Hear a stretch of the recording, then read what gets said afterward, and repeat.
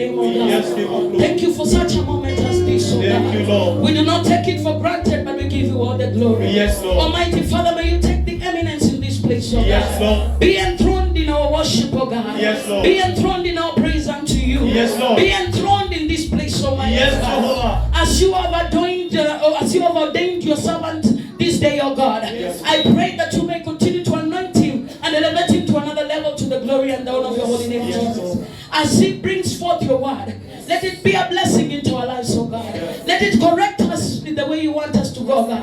Let it lead us to the way you want us to follow, Almighty Father. And all glory and honor shall be unto your holy name. And at the end of this service, we will give you all the glory and the praise for all that you have done for us, Almighty Father. Let those that are sick receive their healing in the name of Jesus Christ. Yes, let those that are heavy burdened be eased right now in the name of Jesus. Asante Bwana mabwana, maana kuna mwingine kama wewe. Jina lako pekee yake litukuzwe. Jina lako linuliwe. Jina lako litukuzwe tu. Maana kuna jina lingine tulilopewa hapa duniani kama sio jina la Yesu Kristo.